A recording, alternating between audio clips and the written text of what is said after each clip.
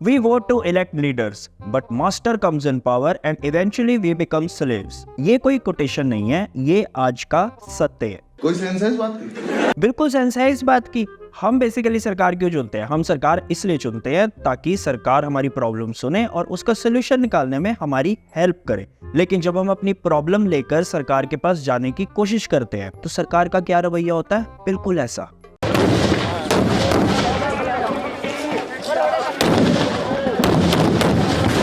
और दूसरी तरफ आप लोगों को ऐसा नहीं लगता कि आजकल ऑपोजिशन बेसिकली सुप्रीम कोर्ट बना हुआ है? आप चंडीगढ़ के मेयर इलेक्शंस ही देख लो। तो आज हम इसी लोकतंत्र की हत्या के ऊपर बात करेंगे और साथ में ही हम बात करेंगे हमारे किसान की भी, क्योंकि हम फकीर किसी बात पर बात करें या ना करें लेकिन किसान पर बात ना करें, ऐसा नहीं हो सकता।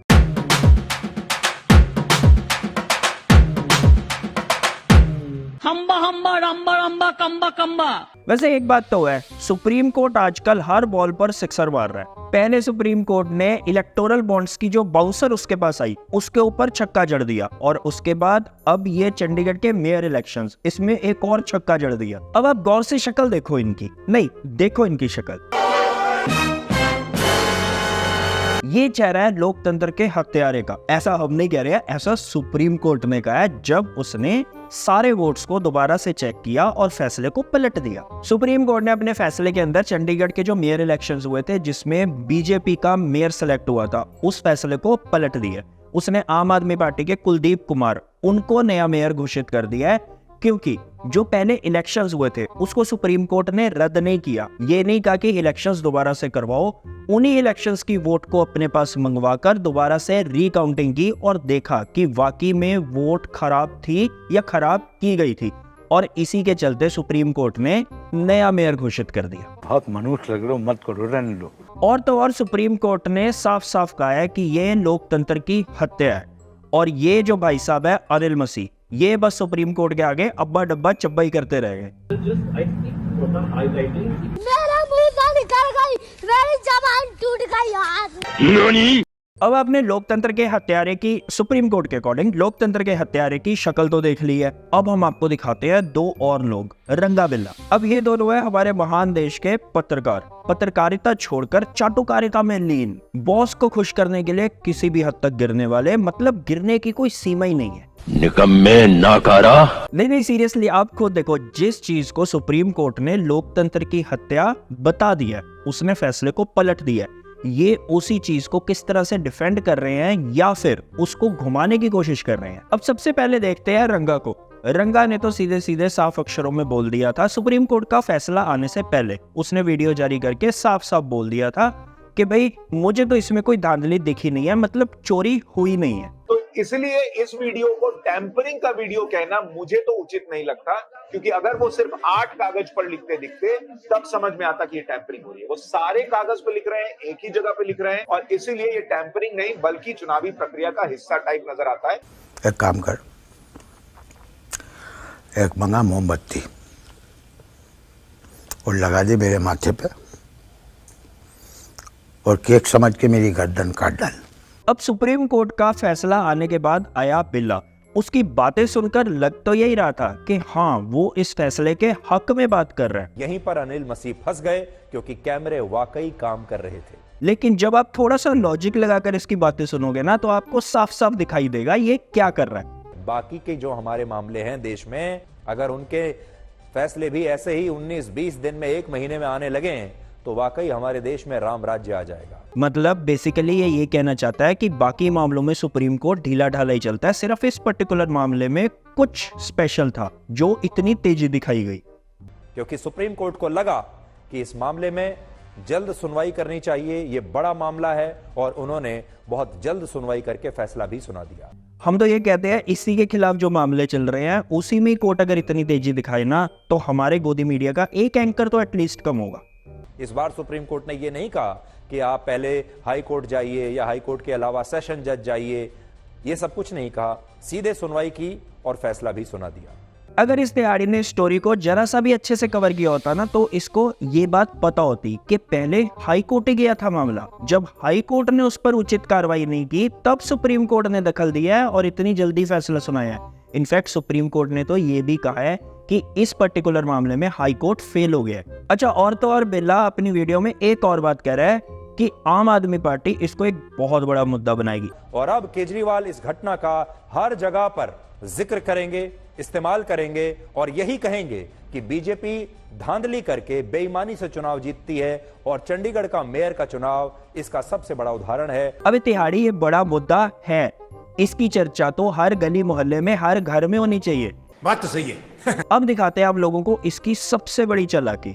इससे यह भी पता चलता है कि बैलेट पेपर से होने वाले चुनावों में धांधली कितनी आसानी से हो सकती है और इसीलिए शायद हमारे देश में बैलेट पेपर बंद करके इलेक्ट्रॉनिक वोटिंग मशीन से चुनाव कराने का फैसला किया गया होगा। अब इस चालाकी में इस बिल्ले ने बहुत ही तरीके से, बहुत ही सफाई से आपके कान में एक बात डाल दी है कि अगर बैलेट पेपर से चुनाव होंगे उसमें धांधली का ज्यादा खतरा है, मतलब ईवीएम कहीं ना कहीं सेफ है। इसलिए बैलेट पेपर वाला जो व्यवस्था है उसकी भी ये बहुत बड़ी नाकामी है। अब तिहाड़ी ये धांधली पकड़ी इसलिए गई है क्योंकि बैलेट पेपर से चुनाव हुए हैं। अगर यही ईवीएम से चुनाव होते तो तू ही बता किस तरह से प्रूव किया जा सकता था कि धांधली हुई है। हमको नहीं पता। 24 घंटे दिन रात गोदी मीडिया भारत का डंका विदेशों में बजाता रहता है, लेकिन जब उसी इंडिया का पासपोर्ट 80वें स्थान से 85वें स्थान पर फिसल कर आ जाता है, 80 से 85 नंबर पर आ जाता है, तब ये गोदी मीडिया के सारे एंकर अपने अपने बिल में छुप जाते हैं। हम तो इनको एक ही बात कहना चाहते हैं, थोड़ी सी शर्म कर लो। पता है मुश्किल है, नहीं आने वाली है, लेकिन फिर भी कोशिश तो कर ही सकते हो, शायद आ जाए। बेशर्मो शर्म करो शर्म। एनीवेज, इन पर हम अपना ज्यादा टाइम नहीं वेस्ट करते हैं। अब हम चलते हैं हमारे किसान आंदोलन की तरफ, लेकिन उससे भी पहले एक और चीज आपको बतानी है। बंगाल में क्या हो रहा है खुद देखो। अगर मैंने टर बनना पहना होता आप मुझे बोलते खालिस्तानी। मैंने पुलिस बोला, पुलिस को बोलिए, आप मेरे रिलीजन पर नहीं बोल सकते। हद है, मतलब अब पुलिस वालों को भी ऐसा बोला जा रहा है। उस इंसान को जो यूपीएससी का पेपर क्लियर करके आईपीएस ऑफिसर बना, उस इंसान को इस तरह से बोला जा रहा है। आपके रिलीजन पर ही बोल रहा मैं, आप मेरे रिलीजन पर नहीं बोल सकते। क्यों बोला खालिस्तानी? उन्होंने बोला अभी वीडियो में। ये कहीं ना कहीं आपको अपने आप में मजाक नहीं लगता कि एक तरफ तो वो इंसान है जिसने इतना टफ पेपर क्रैक किया है और आज उस कुर्सी पर बैठा हुआ है, और दूसरी तरफ कौन है? मंत्री, जो लोगों को बेवकूफ बना बनाकर, जो पार्टियां बदल बदल कर आज उसके सिर के ऊपर बैठ चुका है। मेरे रिलीजन पे क्यों बोला? लेकिन ये खालिस्तानी वर्ड जो है ये आया कहां से? ये बेसिकली आया पिछले फार्मर प्रोटेस्ट से। आपको याद होगा पिछले फार्मर प्रोटेस्ट में बकायदा बीजेपी सरकार ने सुप्रीम कोर्ट में एफिडेविट सबमिट किया था, जिसमें उन्होंने ये बात स्पष्ट तौर से लिखी थी कि इस प्रोटेस्ट के अंदर खालिस्तानी इन्वॉल्व है। आपको याद होगा पिछले फार्मर प्रोटेस्ट में गोदी मीडिया कितनी जबरदस्त तरीके से उन्होंने इस खालिस्तानी वर्ड को पूरे न्यूज में फैलाया था। वो बात अलग है, 2-3 साल हो गए हैं इस बात को, लेकिन अभी तक उसका कोई प्रूफ सामने नहीं आया है, लेकिन ये शुरुआत वहीं से हुई है। मुझे क्रेडिट नहीं चाहिए। हमें एक बात समझ में नहीं आती, जब कोई भी किसान, स्पेशली कोई भी सिख किसान या पंजाब का किसान सड़क पर उतरता है अपनी मांगों के लिए, उसको खालिस्तानी का टैग दे दिया जाता है और फिर ये एक्सपेक्ट किया जाता है कि ये जो आग है पूरी कंट्री में नहीं फैलेगी। डेफिनेटली फैलेगी। अगर मैंने टर बनना पहना होता आप मुझे बोलते खालिस्तानी। अभी इसी फार्मर प्रोटेस्ट में एक खबर आई है कि एक 20-22 साल का लड़का, उसके सिर में गोली लगी है जो प्रोटेस्ट में शामिल था, और ये गोली पुलिस की तरफ से चलाई गई है। जबकि दूसरी तरफ पुलिस का ये कहना है कि अभी तक इस आंदोलन के चलते किसी की मौत नहीं हुई है, मतलब पुलिस ने इसकी कोई पुष्टि नहीं की है।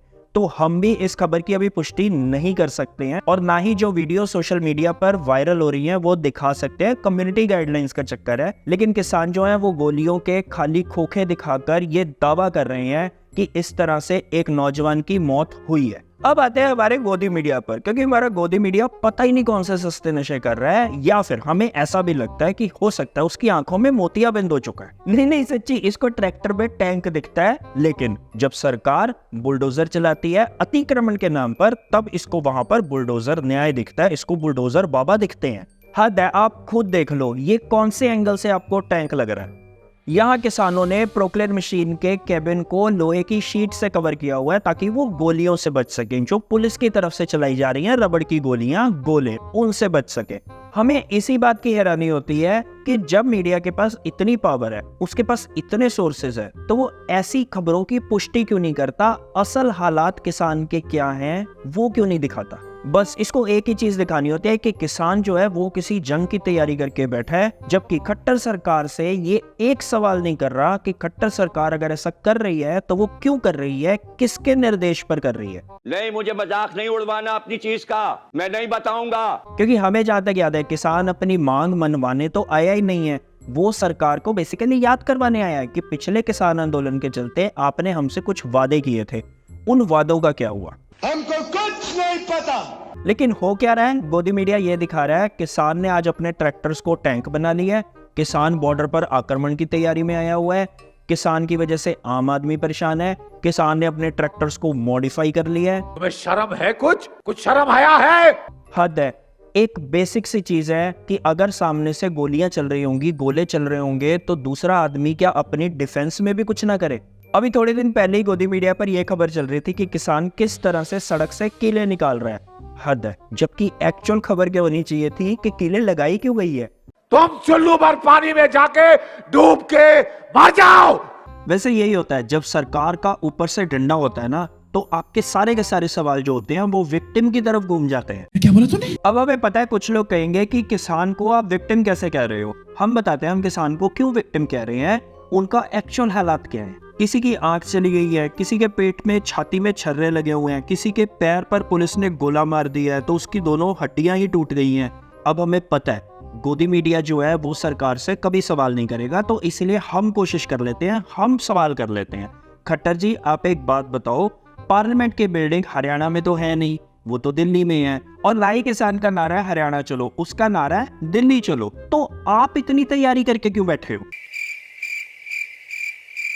छोड़ो, हमें भी पता है सरकार ने ना कोई जवाब देना है, ना उसने कभी जवाब दिया है, और ना ही गोदी मीडिया उससे कोई सवाल करने वाला है। लेकिन हम आपसे पूछना चाहते हैं, क्या आपको ये चीज सुनकर दुख नहीं होता कि एक तरफ इसी किसान आंदोलन के चलते एक 20-22 साल के लड़के की गोली लगने से मौत हो जाती है, और दूसरी तरफ एक सब इंस्पेक्टर हरियाणा पुलिस का विजय कुमार, उसकी मौत हो जाती है। अब ये दोनों ना तो किसी ब्यूरोक्रेट के बच्चे हैं, ना ही बड़े बिजनेसमैन के बच्चे हैं, और ना ही किसी नेता के बच्चे हैं, ये एक आम परिवार के बच्चे हैं। इसीलिए हम हमेशा कहते हैं कि ऐसी कोई भी घटना होती है ना, उसके अंदर पिस्ता हमेशा आम आदमी है, मौत हमेशा आम आदमी की ही होती है। अच्छा, खुद ये गोदी मीडिया के रिपोर्टर्स जितने भी हैं, ये सिर पे हेलमेट डाल डाल कर कवरेज कर रहे हैं, लेकिन वही किसान अगर चश्मा लगा ले आंसू गैस के गोले के धुएं से बचने के लिए, तो उसकी एक खबर बनाकर पूरा दिन रगड़ते हैं। पर छोड़ो, हम इस डिबेट में नहीं जाते हैं कि किसान जो है वो सही है या गलत है, लेकिन